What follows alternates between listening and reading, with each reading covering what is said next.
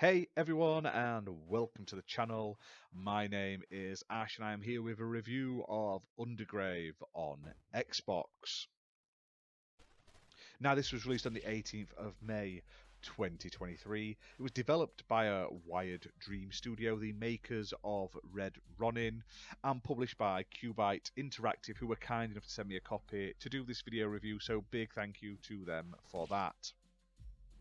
Now, this game is a roguelike adventure game in which you have to work your way through the Void Realm.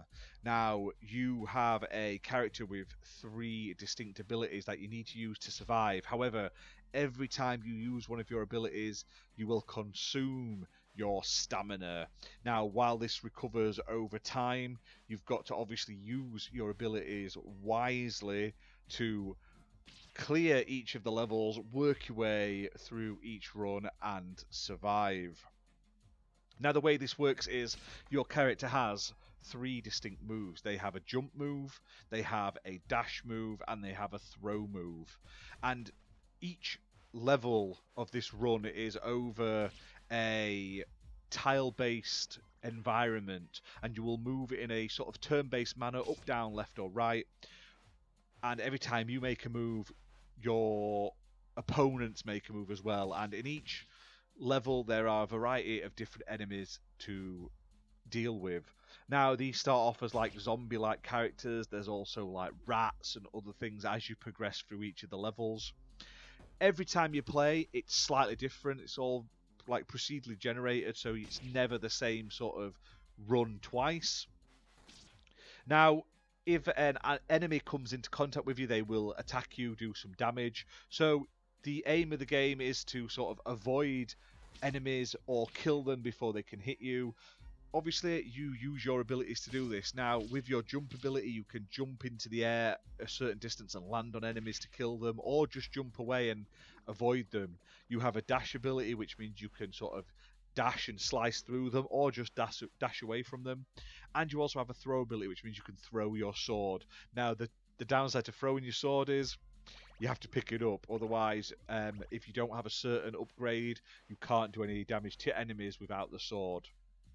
Now, once you've killed all the enemies in a level, you open up a portal to the next level, and you will progress like that through them for a variety of stages. It's normally 4.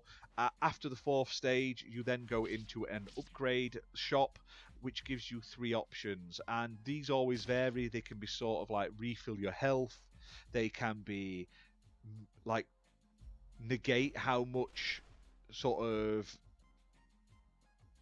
each ability uses sort of stamina, so instead of using 4 it'll use 3, instead of 3 it'll be 2, etc.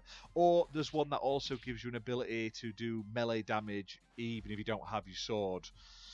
There's some that include you don't take any damage for 3 turns after you take damage, which is always useful. So it's all about picking the best abilities to match your sort of play style, and you've just got to negate these enemies while navigating the environments to the best of your ability. Doesn't always work, as you're seeing on screen. I am not the best at sort of thinking ahead in these sort of things. I like to run in and chop things up in my sort of games, and this one does require a lot more thinking to it. Now, there's a boss stage at the end of so many levels, and then you'll beat the boss, and you're able to then progress to the next section and stuff like that.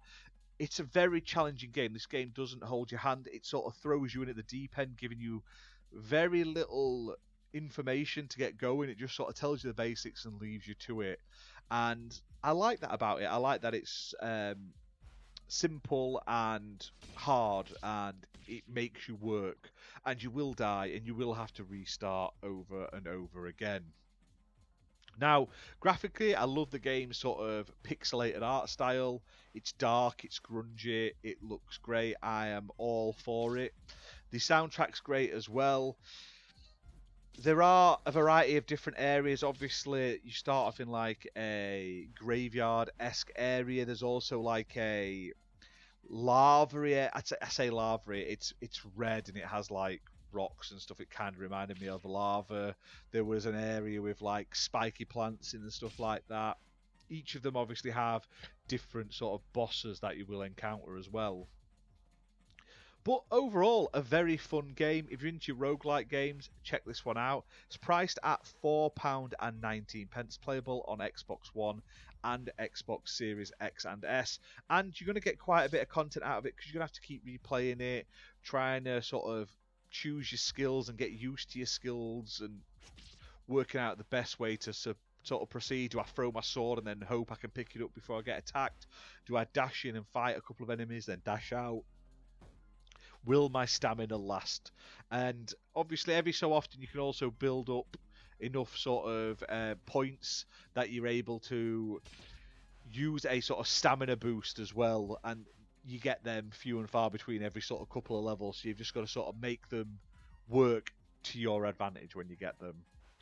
Not the longest of games, obviously. I did really enjoy it, and I'm looking forward to playing it more and getting much better at it, because at the moment I die a hell of a lot.